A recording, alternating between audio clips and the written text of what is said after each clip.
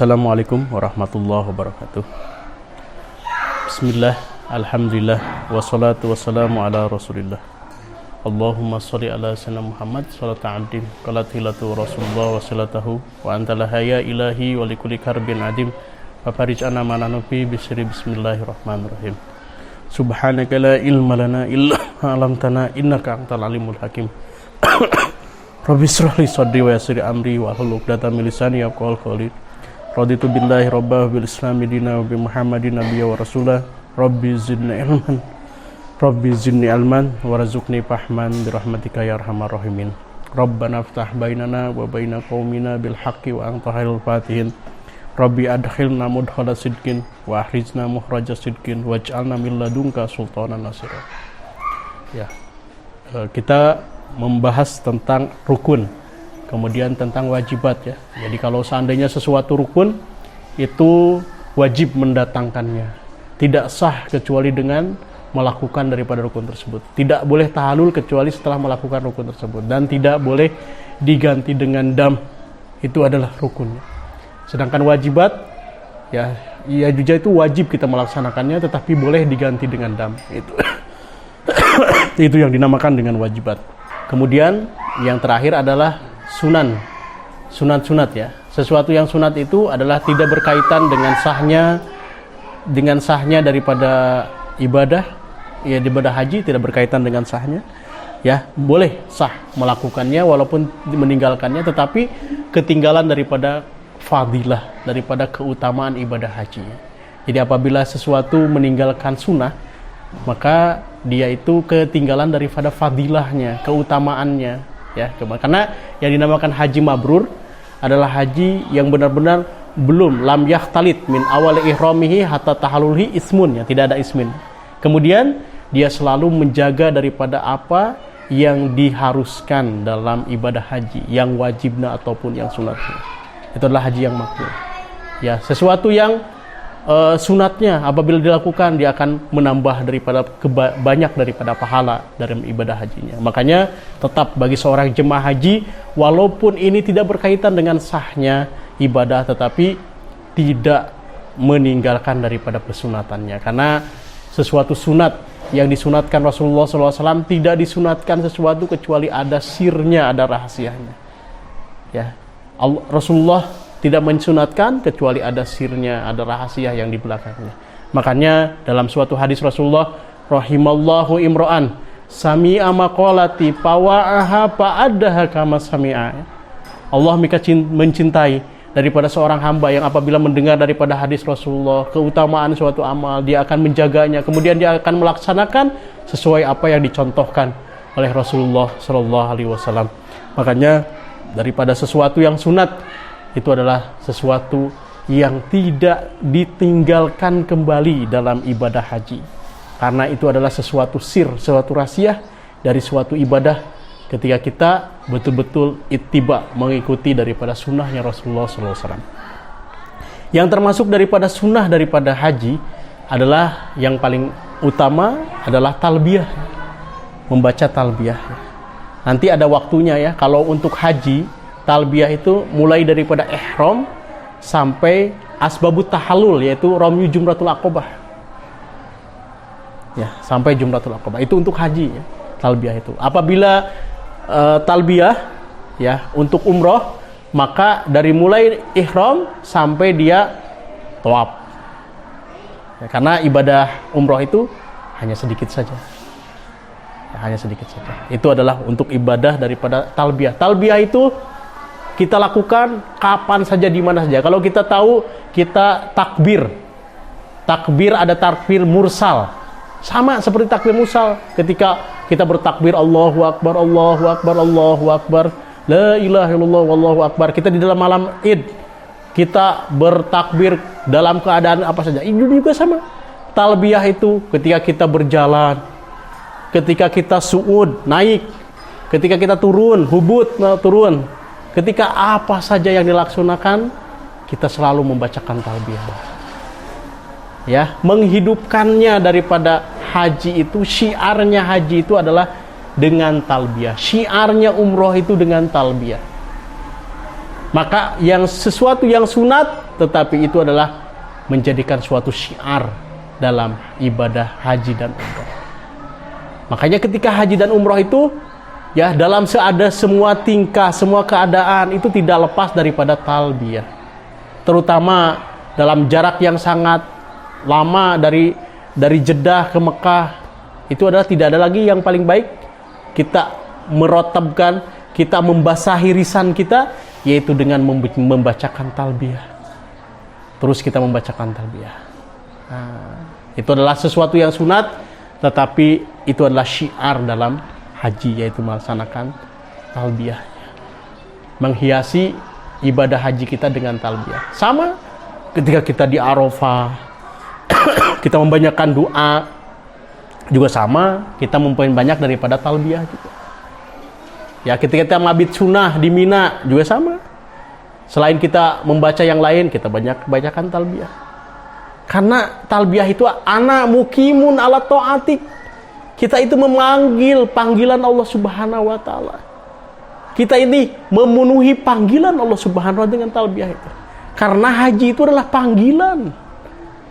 Haji itu karena Nabiullah Ibrahim ketika memanggil semuanya, maka man labba marroh, barang siapa yang mengucapkan talbiyah 1 kali, maka hajinya 1 kali.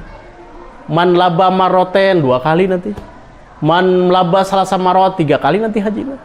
Itu adalah memenuhi, itu adalah bentuk kebahagiaan yang kita ucapkan untuk kita memenuhi daripada panggilan Allah Subhanahu wa taala.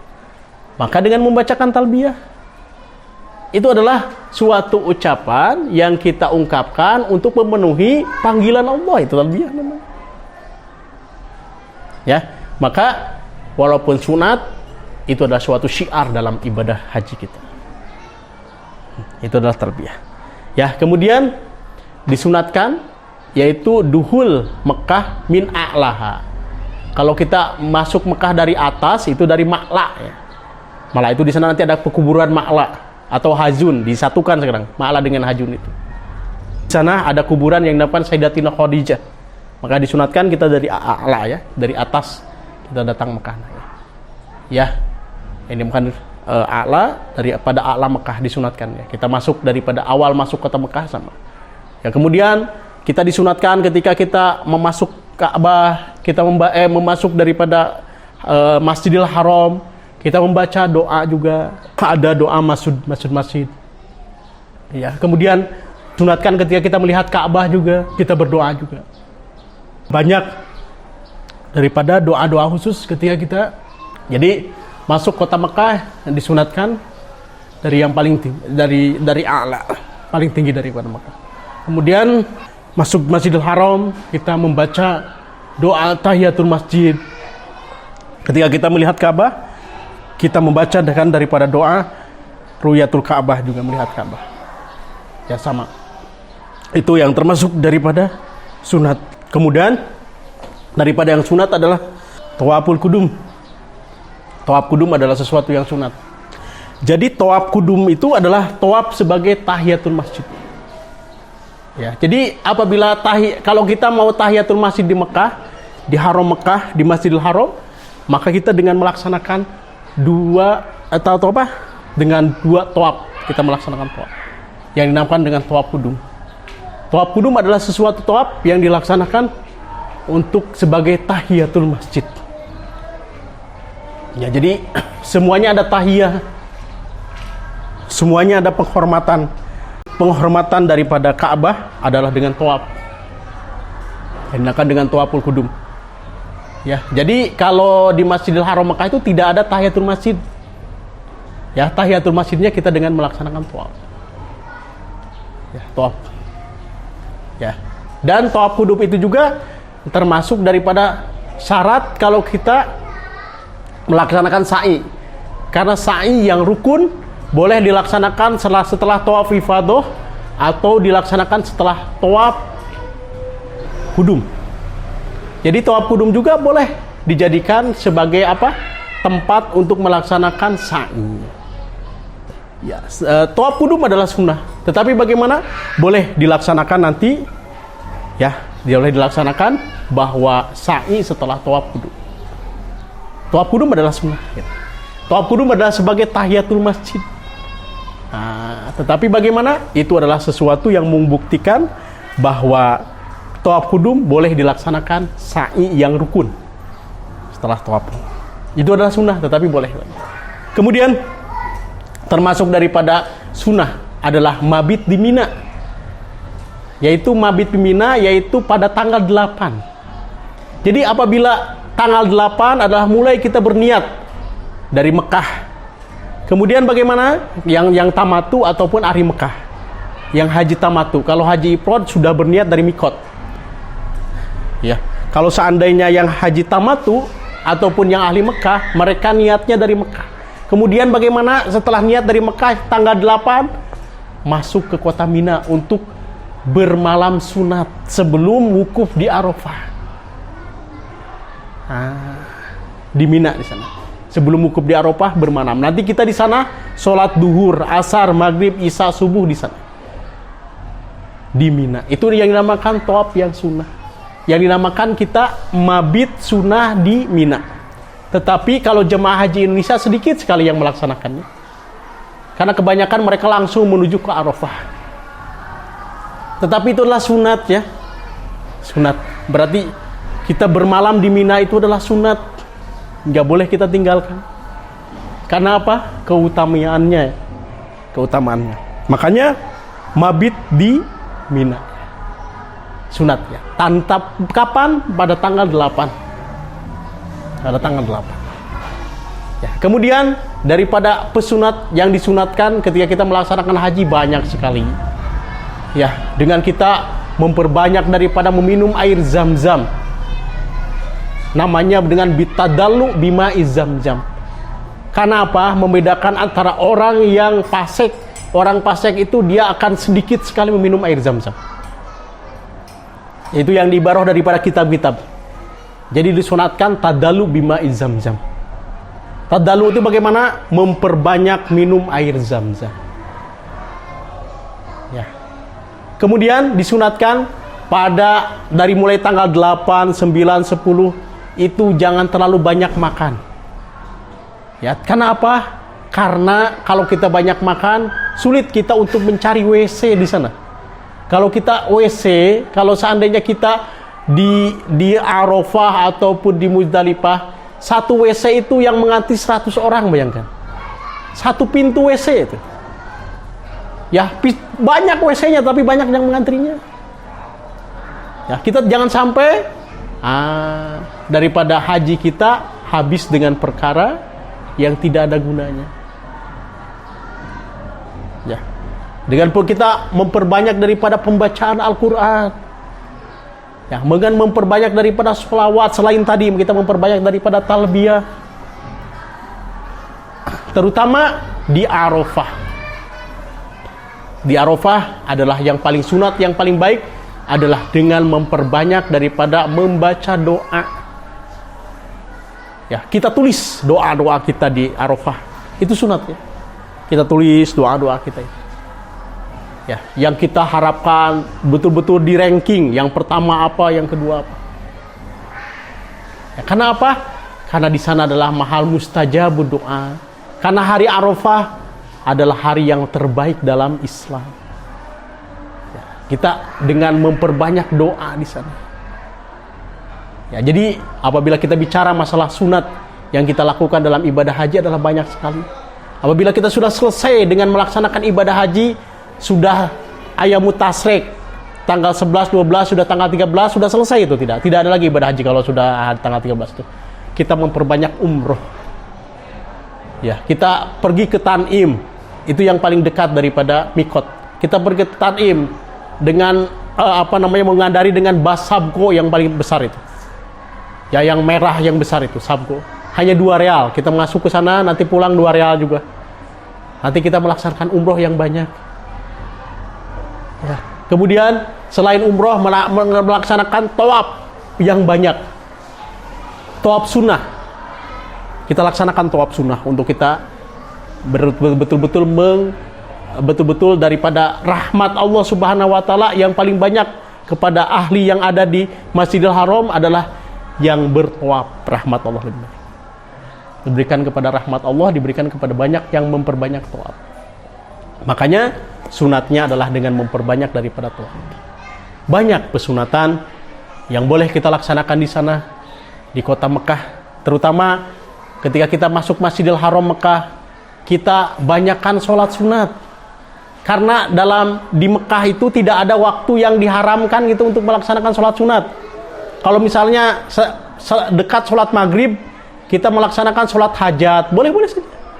Karena di sana bukan di tempat yang seperti di kita. Kalau kita mah tidak boleh ada namanya auqat yang diharamkan untuk melakukan sholat sunat. Kalau di sana nggak ada. Di sana itu boleh saja kita melaksanakan sholat sunat. Dan 1 rakaat di Masjidil Haram Mekah itu sama dengan 100.000 daripada yang lain. Bayangkan. Makanya pesunatan, sesuatu yang sunat yang kita boleh lakukan di Mekah adalah sesuatu yang banyak sekali.